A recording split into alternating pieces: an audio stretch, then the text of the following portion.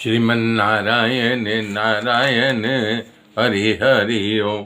श्रीमन्नारायण नारायण हरि हरि ओम।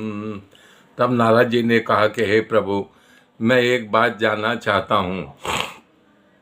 जब मैं विवाह करना चाह रहा था तो आपने क्यों नहीं होने दिया, इसका मैं आपके श्रीमुख से उत्तर सुनना चाहता हूँ। तब प्रभु जी ने कहा, मुनि सुनो, मैं आपको प्रसन्नतापूर्वक कर रहा हूँ। जो समस्त आशा भरोसा छोड़कर केवल मुझे भजता है, मैं उसके साथ हमेशा हर पल हर क्षण बना रहता हूँ। उसका अनिकी क्षेम सब कुछ मैं बहन करता हूँ। भजन और भोजन दोनों का बहन मैं करता हूँ। तो आपको मैं कैसे काम क्रोध लोभ मद आदि मोह अज्ञान की प्रबल सेना है, इसमें माया रूपी स्त्री जो है सब भस्म कर देती है, गृहस्थित बन करके सब सोख लेती है। हे मुनि, पुराण वेद और संतों कहते हैं कि मोह रूपी वन को विकसित करने के लिए स्त्री बसंत ऋतु के समान है। वो बसंत ऋतु बन करके आती है और सब बर्बाद कर देती। काम क्रोध मत मत्सर ईर्ष्या ये सब मेढक के समान है। वर्षा ऋतु बन करके आती है, वो केवल विनाश करने के लिए। युवान स्त्री हमेशा अवगुणों से परिपूर्ण होती है, चाहे भी कितना भी गुणी हो लेकिन उसके अंदर अवगुण रहता ही है। श्री रघुनाथ जी का सुंदर वचन सुन करके मुनि का शरीर पुलकित हो गया और आंखों में प्रेम के आंसू भर गए।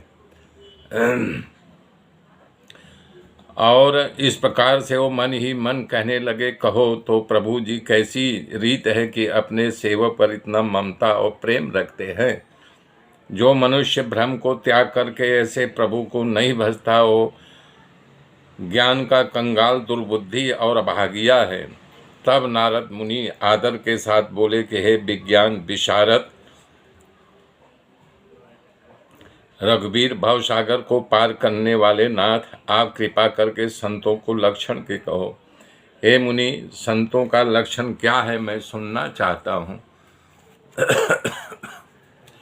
तब भगवान जो है हर्षित होकर के कहना शुरू कर दिए कि संत काम क्रोध लोभ मोह मद ममता इन विकारों से जीत करके पाप रहित कामना रहित निश्चल अकिंचन सर्व त्यागी, बाहर और अंदर पवित्र, सुख के धाम असीम ज्ञानवान, इच्छा रहित मितहारी, सत्यनिष्ठ कवि विद्वान योगी, सावधान हो करके दूसरे के मन की बात को जानने वाले, धैर्यवाद धर्म का ज्ञान और आचरण में निपुण होते हैं। उनका हर चीज जो है अलग होता है। वो गुणों के धाम संसार के दुखों से रहित, संदेह से मुक्त, चरणों को छोड़ करके भगवान के अलावा वो किसी को नहीं भजते हैं। अपने कानों से अपनी बड़ाई सुन करके उनको बड़ा क्षोभ होता है और दूसरों की बड़ाई सुन करके उनको बड़ा आनंद मिलता है, प्रेम करने लगते हैं। वो वैराग्य विवेक विनय विज्ञान और परमात्मा के तत्व को जानने वाले हैं, तो उनका वेद पुराण यथार्थ ज्ञान रहता है। उनको तब अभिमान नहीं रहता है। वो भूल से भी कभी कुमार्ग पर पैर नहीं रखते हैं।